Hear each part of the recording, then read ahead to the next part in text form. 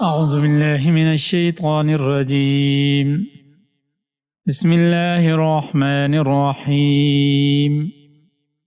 ألم تر إلى الملأ من بني إسرائيل من بعد موسى إذ قالوا لنبي له ابعث لنا ملكا نقاتل في سبيل الله قال هل عسيتم إن كتب عليكم القتال ألا تقاتلوا قالوا وما لنا ألا نقاتل في سبيل الله وقد أخرجنا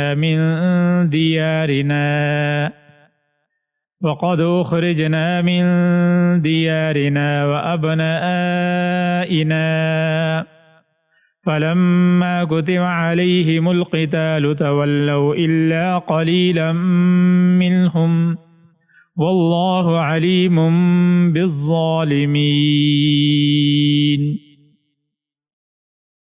کیا تمہیں موسیٰ کے بعد بنی اسرائیل کے گروہ کے اس واقعے کا علم نہیں ہوا جب انہوں نے اپنے ایک نبی سے کہا تھا کہ ہمارا ایک بادشاہ مقرر کر دیجئے تاکہ ہم اللہ کے راستے میں جنگ کر سکیں۔ نبی نے کہا کیا تم لوگوں سے یہ بات کچھ بعید ہے کہ جب تم پر جنگ فرض کی جائے تو تم نہ لڑو؟ انہوں نے کہا بھلا ہمیں کیا ہو جائے گا جو ہم اللہ کے راستے میں جنگ نہ کریں گے، حالانکہ ہم اپنے گھروں اور اپنے بچوں کے پاس سے نکال باہر کیا گیا۔ جب ان پر جنگ فرض کی گئی ان میں سے تھوڑے لوگوں کو چھوڑ کر باقی سب پیٹ پھیر گئے، اور اللہ ظالموں کو خوب جانتا ہے۔ اس سے پچھلی آیات میں جہاد کا ذکر ہوا تھا، اور اس میں جہاد بالمال اور جہاد بالنفس، یعنی مال کے ذریعے جہاد اور نفس کے ذریعے جہاد، جان کے ذریعے جہاد کی ترغیب دی گئی تھی۔ اور اس سلسلے میں ایک واقعہ بھی ذکر ہوا۔ تو آج کے درس میں بھی اور آج کے سبق میں بھی جہاد ہی کا ذکر ہے، اور بنی اسرائیل کا ایک واقعہ ذکر کیا گیا ہے۔ حضرت موسیٰ علیہ السلام کی وفات کے کافی عرصے بعد تک بنی اسرائیل کے حالات درست رہے، اگر جس میں کہیں کہیں کوئی خرابی بھی پائی گئی، مگر مجموعی اعتبار سے دیکھا جائے تو ان کے حالات اچھے تھے۔ اور لیکن پھر کافی عرصے بعد ان میں بھی شرک کی بیماری پیدا ہو گئی، انبیاء کی نافرمانی اور ان کا قتل، قرآن پاک میں بھی اس کا ذکر ہے۔ فسق و فجور بھی بہت بڑھ گیا، جس طرح اس زمانے میں مسلمانوں میں ہر قسم کی برائیاں پائی جاتی ہیں، اس زمانے میں بھی بنی اسرائیل طرح طرح کی خرابیوں میں ملوث تھے۔ جب وہ نیکی کو چھوڑ کر برائی کی طرف راغب ہو گئے تو ان کا زوال شروع ہو گیا۔ اس زمانے میں ایک قوم تھی عمالقہ، یہ بڑی طاقتور قوم تھی۔ انہوں نے بنی اسرائیل کے بہت سے علاقوں پر قبضہ کر لیا، اور یہ قوم چونکہ بنی اسرائیل کی ہمسائی تھی، لہذا وہ آسانی سے ان پر غالب آ گئے، ان کے بنی اسرائیل کے مردوں کو قتل کیا، عورتوں کو لونڈیاں بنایا۔ اور اسرائیلی روایات میں یہ بھی آتا ہے کہ عمالقہ نے 30,000 نوجوان لڑکیوں کو لونڈی بنا لیا۔ حضرت موسیٰ علیہ السلام کے بعد نبوت کا سلسلہ حضرت ہارون علیہ السلام کی اولاد میں جاری رہا، یہاں تک کہ پھر اس خاندان میں کوئی نیک آدمی باقی نہ رہا۔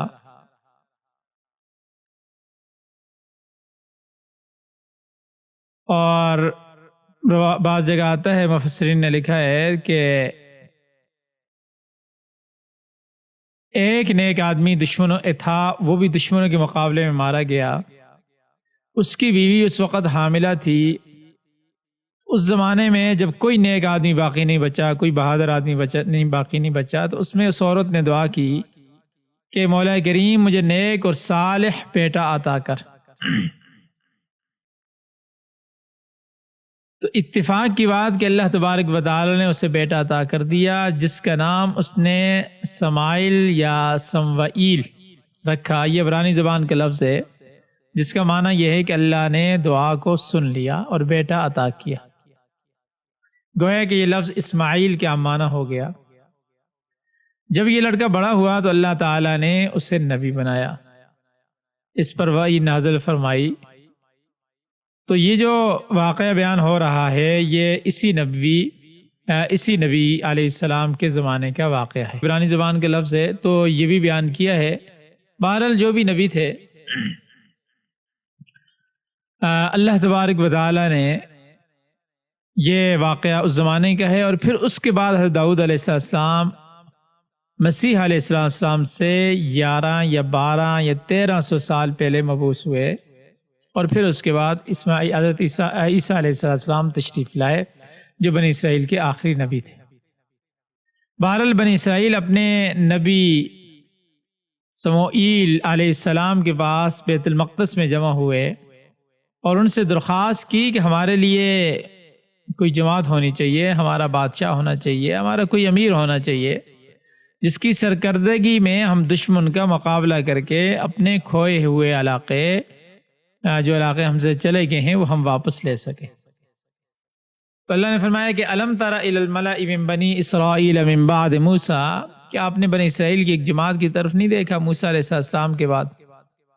اذ قالوا لنبی لہم ابعث لنا ملکا، جب انہوں نے اپنے نبی سے کہا کہ ہمارے لیے ایک امیر یا بادشاہ مقرر کر دیں جس کی ماتحتی میں، جس کی سرپرستی میں، جس کی سرکردگی میں نقاتل فی سبیل اللہ، ہم اللہ کے راستے میں جہاد کریں۔ ملک اس کے معنی ملک، سردار، امیر، حاکم، بادشاہ کے لیے بولا جاتا ہے۔ تو انہوں نے یہ دعا کی تو اللہ تبارک و تعالی نے، یعنی اس نبی نے یہ کہا،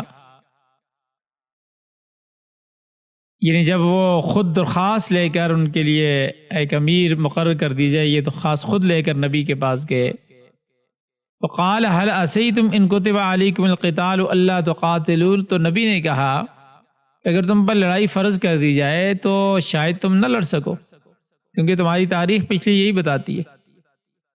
یہ نبی نے اس خدشہ کا اظہار کیا کہ جنگ فرض ہونے کے بعد اگر تم نے اس میں آگے پیچھے ہوئے، اگر مگر کی اور ہیلے بہانے بنائے تو اللہ تعالیٰ کی پکڑ میں آ جاؤ گے، لہٰذا اس درخواست کو کرنے سے پہلے اچھی طرح سوچ لو۔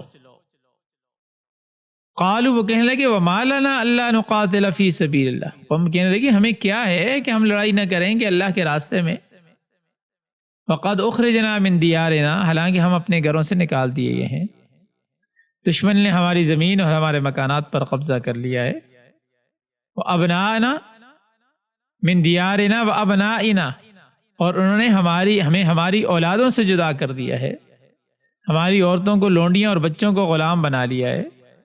اب بھی اگر ہم نہ لڑیں تو ہمارے پاس نہ لڑنے کی کوئی وجہ تو باقی نہیں ہے، ہمارے پاس لڑنے کی، ہمارے پاس یعنی نہ لڑنے کی ہمارے پاس کوئی وجہ نہیں ہے کہ ایسا نہ کہ ہم نہ لڑیں، لہذا ہم ضرور اپنے دشمن سے جنگ کریں گے، آپ ہمارے لیے امیر لشکر، ہمارے لیے بادشاہ مقرر کر دیں۔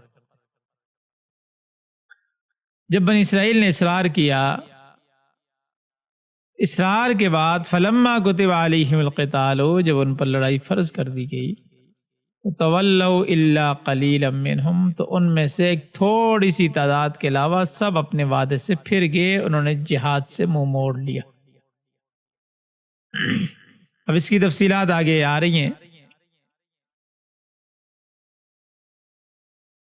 اور آگے اس کا بیان بھی آ رہا ہے کہ جس میں تھوڑے سے لوگوں کی نے ہمت اور جان مردی سے دشمن کا مقابلہ کیا اور پھر وہ غالب آ گئے۔ آج مسلمانوں کی حالت بھی اس زمانے کے بنی اسرائیل سے کم خراب نہیں ہے، ہماری حالت بھی وہی ہے۔ دنیا بھر کے مسلمانوں کے حالات اس قدر بگڑے ہوئے ہیں کہ اصلاح کی کوئی صورت ہی نظر نہیں آتی، اور وجہ ایک ہی ہے کہ جہاد سے روگردانی کر رہے ہیں، اللہ کے احکام کو چھوڑا ہوا ہے، نبی علیہ الصلاۃ والسلام کے طریقے کو چھوڑا ہوا ہے، تو دوسروں کے دست نگر ہیں، مگر آپس میں ایک دوسرے کے دشمن ہیں، آپس میں دست و گریبان ہیں۔ تو اور پھر فرمایا واللہ علیم بالظالمین، اللہ تعالیٰ ظالموں کو خوب جانتا ہے۔ ظالم بزدل ہوتا ہے، یہ یاد رکھیں، ظالم جو ہوتا ہے وہ بزدل ہوتا ہے، وہ ہمیشہ غریب پر ظلم کرتا ہے، وہ جہاد سے بھاگتا ہے، وہ خود بھی کوئی اچھا کام نہیں کر سکتا بلکہ برائی کی طرف رغبت رکھتا ہے، اس سے اچھے نظام کی توقع بھی نہیں کی جا سکتی۔ آج مسلمانوں کے حکام، مسلمانوں کے بادشاہ بھی ظالم ہیں، اور جو بھی ظالم ہوگا، چاہے وہ مولوی ہے، پیر ہے، امیر ہے، تاجر ہے، اس سے کیا اچھائی کی امید کی جا سکتی ہے؟ اچھائی کی امید کس سے؟ عادل شخص سے ہو سکتی ہے، وہی اسلامی نظام قائم کر سکتا ہے، وہی جہاد کر سکتا ہے، اور قوم کو ذلت سے نکال کر عزت اور آبرو کی زندگی دے سکتا ہے۔ اس ایک جملے میں واللہ علیم بالظالمین میں ان سب چیزوں کی طرف اشارہ ہے۔ امام بیضاوی رحمۃ اللہ علیہ منافقین کے متعلق لکھتے ہیں کہ جب انہیں کہا جاتا ہے کہ زمین میں فساد نہ کرو تو وہ کہتے ہیں کہ ہم تو اصلاح کرنے والے ہیں۔ تو اللہ تعالیٰ نے ان کا راز فاش کرتے ہوئے فرمایا الا انہم هم المفسدون، اصل فسادی یہی لوگ ہیں، ان کا اصلاح کا دعویٰ صرف فریب ہے، کفر، شرک، معصیت، اللہ کی حدود کو توڑنا، بدعت کو جاری کرنا، چوری، ڈاکہ، قتل، دوسرے کے حق کو ضائع کرنا، یہ سب ظلم کی مختلف شاخیں ہیں، یہ سب ظلم کی قسمیں ہیں۔ ظالم سے اسی قسم کے افعال سرزد ہوں گے، البتہ جب عادل حاکم آئے گا، عادل بادشاہ آئے گا، عادل حکمران آئے گا تو تمام برائیاں ختم ہو جائیں گی، حق اور عدل کا، انصاف کا دورہ ہوگا، اور عدل جو ہے نا، عدل، انصاف، یہ اسلام میں سب سے، نظام عدل اسلام میں سب سے بڑا ستون ہے۔ حضرت علی رضی اللہ تعالی عنہ سے روایت ہے کہ ایمان 4 ستونوں پر قائم ہے، یعنی صبر، عدل، جہاد اور یقین۔ لہذا عادل شخص کے ایمان کی گواہی دی جاتی ہے، اور ظالم آدمی بے ایمان اور کافر ہوتا ہے، اس لیے فرمایا واللہ علیم بالظالمین، اللہ تعالیٰ ان ظالموں کو خوب اچھی طرح جانتا ہے۔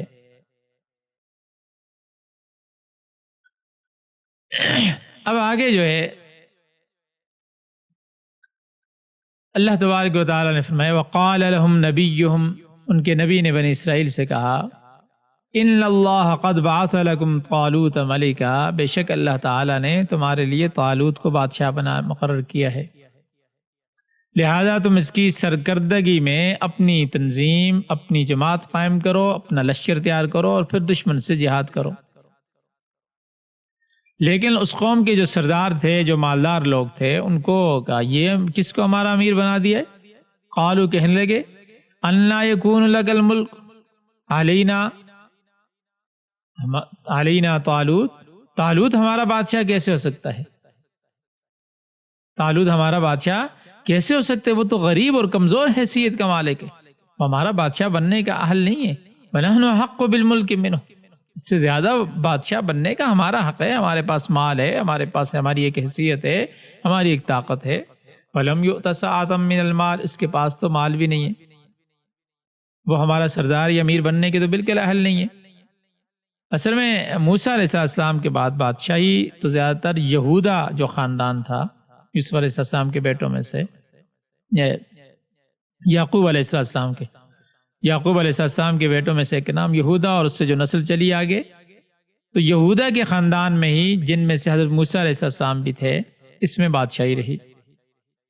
نبوت زیادہ تر ایک دوسرا خاندان تھا، اس میں رہی، جس میں ہارون علیہ السلام بھی تھے۔ تو یہ طالوت جو تھا یہ حضرت یوسف علیہ السلام کے چھوٹے بھائی بن یامین کی اولاد سے تھا، اور یہ خاندان نسبتاً چھوٹا سمجھا جاتا تھا، مگر حضرت شموئیل اور یا سموئیل علیہ السلام نے اللہ تعالیٰ کے حکم سے اسے بنی اسرائیل کے بادشاہ مقرر فرما دیا۔ ان کے خاندان کو دیگر خاندانوں کی طرح عزت حاصل نہیں تھی، یہ کمتر لوگ سمجھے جاتے تھے، اور خود یہ طالوت جو تھا یہ کپڑے رنگنے کا کام کرتا تھا، اور بعض یہ کہتے ہیں کہ تیلی تھا، یعنی جو تیل بیچتے ہیں، لہذا بنی اسرائیل اس کو بطور امیر مقرر کرنے پر رضامند نہ ہوئے۔ اصل میں مالی کمزوری نبوت کو تسلیم کرنے میں ہمیشہ رکاوٹ رہی ہے۔ جب بھی کسی نبی نے نبوت کا دعویٰ کیا تو اس کی قوم نے یہی جواب دیا کہ ہماری قوم باقی اتنے بڑے بڑے سردار تھے تو ان پر نبوت نازل نہ ہوئی، ان پر وحی نازل نہ ہوئی، اور یہ قوم کا غریب آدمی اس پر یہ نبی بن گیا، اس پر نبوت وحی نازل ہونا شروع ہو گئی۔ یہ کہتے تیرے پاس نہ مال و دولت ہے، نہ زمین و مکانات ہیں، نہ سونا چاندی ہے، تو نبی کیسے ہو سکتا ہے؟ یہی چیزیں طالوت کو بادشاہ تسلیم کرنے میں بھی رکاوٹ ہوئی، کیونکہ وہ شخص قوم کا ایک ادنا آدمی سمجھا جاتا تھا۔ اور تفسیری روایات میں آتا ہے کہ جب بنی اسرائیل نے اپنے پیغمبر سے امیر مقرر کرنے کی درخواست کی تو اس وقت طالوت کی عمر 30 سال کے قریب تھی،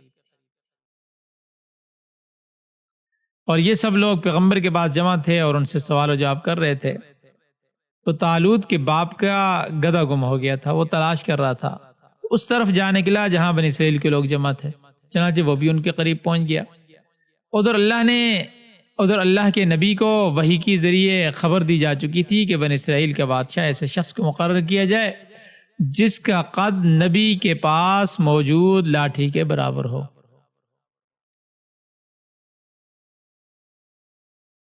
اور نیز یہ بھی بتا دیا کہ وہ آدمی آ رہا ہے۔ اس کے پہنچنے پر نبی کے پاس خوشبودار تیل والی شیشی میں جوش پیدا ہوگا، لہذا جس شخص پر یہ نشانیاں صادق آ جائیں اسے امیر مقرر کر لیا جائے۔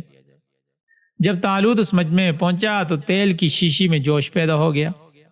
جب اس کا قد ناپا گیا تو وہ لاٹھی کے برابر نکلا، چنانچہ اللہ کے نبی نے طالوت کو بادشاہ یا امیر مقرر کر دیا، مگر بنی اسرائیل نے اسے اپنا امیر تسلیم کرنے سے انکار کر دیا۔ اللہ کے نبی نے قوم کو سمجھایا کہ دیکھو، محض مال و دولت یا اعلیٰ خاندان کا ہونا ہی بادشاہ ہونے کے لیے کافی نہیں ہے، امیر ہونے کے لیے کافی نہیں ہے، بلکہ اس کام کے لیے اللہ تعالیٰ کے ہاں کچھ اصول مقرر ہیں جس کی بنا پر کسی شخص کو بادشاہت یا امارت کے عہدے پر فائز کیا جاتا ہے۔ سب سے پہلی بات جو پیغمبر نے کی، قال ان اللہ اصطفاہ علیکم، اس شخص کو اللہ تعالیٰ نے منتخب فرمایا ہے، لہذا اس میں کسی کے ذاتی اختلاف کا دخل نہیں ہونا چاہیے۔ اور دوسری بات یہ ہے کہ وَزَادَهُ بَسْطَةً فِي الْعِلْمِ وَالْجِسْمِ، اللہ نے اسے علم اور جسم میں وسعت دی ہے، یعنی اس میں یہ خوبی ہے کہ وہ علم میں بھی تم سے زیادہ ہے اور جسمانی طاقت کے لحاظ سے بھی وہ تم سے زیادہ قوی ہے۔ یہاں پر علم سے مراد سیاسی علم، یعنی نظام حکومت چلانے کی صلاحیت ہے۔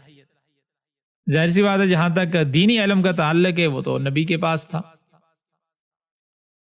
تو اللہ تبارک و تعالی نے جو سیاسی علم تھا وہ طالوت کو عطا کیا تھا۔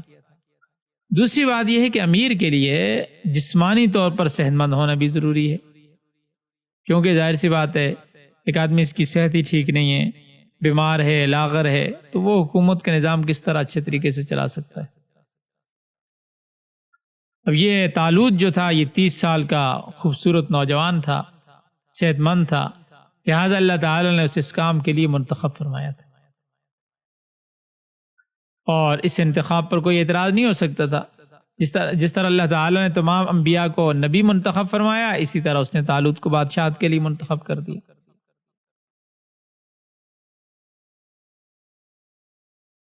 لیکن بنی اسرائیل تھے کہ وہ اپنی عادتوں سے مجبور، اور انہوں نے یہی اعتراض کیا۔ تو بہرحال فرمایا کہ جب اللہ تعالیٰ نے بعض خصوصیات کی بنا پر طالوت کو بادشاہ منتخب کر فرما دیا ہے، اور واللہ یؤتی ملکہ من یشاء، اللہ تعالیٰ جسے چاہتا ہے اپنا ملک عطا کرتا ہے، جسے چاہتا ہے بادشاہ بناتا ہے۔ واللہ واسع علیم، اللہ تعالی وسعت والا ہے، علم والا ہے، اس کی وسعت بھی ہے، اس کا علم بھی ہے۔ وہ جس کو بادشاہی دیتا ہے اس کو مال و دولت سے بھی نواز سکتا ہے، اور جس کے اندر خود اس نے صلاحیت رکھی ہے اس کو امیر بنا دیتا ہے۔ یہ سب کچھ اس کے علم میں ہے۔ اللہ کے نبی نے اللہ کے حکم سے اپنی قوم کے سامنے ایک معجزانہ نشانی کا اظہار فرمایا تاکہ ان کی تسلی ہو جائے کہ طالوت کے متعلق اللہ تعالیٰ کا جو انتخاب ہے، جو اللہ نے منتخب کیا، یہ بالکل درست ہے۔ قوم جانتی تھی کہ جب دشمن نے ان پر غلبہ حاصل کیا تھا تو سلیمان علیہ السلام کے زمانے کے وہ مقدس صندوق بھی اٹھا کر وہ ساتھ لے گئی تھی، جس میں آل موسیٰ اور آل ہارون کے تبرکات تھے، جس میں حضرت موسیٰ علیہ السلام کی لاٹھی، تختی کے ٹکڑے، تورات کا کچھ حصہ، آپ کا لباس وغیرہ تھے۔ یہ ایسی بابرکت چیز تھی یہ صندوق کہ بنی اسرائیل سفر میں اور حضر میں، یعنی جب وہ اپنے گھروں میں ہوتے تھے، ہمیشہ اسے ساتھ رکھتے تھے، اور یہ تابوت جنگ میں بھی اپنے ساتھ رکھتے تھے، بلکہ اپنے آگے آگے رکھتے تھے، جس کی برکت سے اللہ انہیں فتح دیتا تھا۔ یہ تابوت جو ہے ایک زمانے تک بنی اسرائیل میں رہا، پھر حضرت سلیمان علیہ السلام نے بیت المقدس میں ہیکل سلیمانی کی تعمیر کے وقت وہاں رکھ دیا۔ اس کے بعد اس کا کچھ پتہ نہیں چلتا، بعض کہتے ہیں کہ ہیکل سلیمانی میں دفن ہے، اور غالباً اس لیے یہودی وہاں پر کھدائی کر رہے ہیں تاکہ وہ تابوت مل جائے۔ لیکن بہرحال اس زمانے میں جب ان پر وہ عمالقہ قوم مسلط ہوئی تو وہ اس صندوق کو بھی اپنے ساتھ لے گئی۔ تو اگرچہ بنی اسرائیل کو تبرکات کے کھو جانے کا بڑا افسوس تھا، غم تھا، مگر وہ مجبور تھے۔ اللہ تعالی نے فرمایا وقال لهم نبیہم، ان کے نبی نے ان سے کہا ان آیت ملکہ ان یأتیکم التابوت، تمہارے پاس وہ صندوق خود بخود آ جائے گا، فیہ سکینۃ من ربکم، جس میں تمہارے رب کی طرف سے تسکین قلب ہے، وبقیۃ مما ترک آل موسیٰ و آل ہارون، اور کچھ بچی ہوئی چیزیں ہیں جنہیں حضرت موسیٰ علیہ السلام اور ہارون علیہ السلام کی اولاد نے چھوڑا ہے۔ تحملہ الملائکۃ، اسے فرشتے اٹھا کر لائیں گے۔ یہ صندوق تقریباً 20 سال تک دشمن کے قبضے میں رہا۔ اللہ کی قدرت، جب اللہ نے واپس صندوق کرنا چاہا تو یہ ہوا کہ اب وہ جس بستی میں بھی صندوق رکھتے وہاں وبا پھوٹ پڑتی، وہ بستی تباہ ہو جاتی۔ اس طرح 5 بستیاں تباہ ہو گئی۔ تو ان لوگوں نے فیصلہ کیا کہ اس صندوق کو کسی طرح یہاں سے اپنے سے نکالو۔ چنانچہ انہوں نے کیا کیا کہ صندوق بیل گاڑی پر رکھ کر بیلوں کو ایک طرف ہانک دیا۔ بیل چلتے چلتے فرشتوں نے انہیں طالوت کے دروازے پر پہنچا دیا۔ اس طرح صندوق ان کے پاس آ گیا۔ اس وجہ سے شاہ ولی اللہ رحمۃ اللہ فرماتے ہیں کہ یہ صندوق اگرچہ بظاہر بیل گاڑی پر آیا تھا، مگر اللہ کے حکم کے مطابق اسے فرشتے لائے تھے جو عام لوگوں کو نظر نہیں آتے تھے۔ انہوں نے ہی بیلوں کو طالوت کے دروازے پر لا کھڑا کیا تھا۔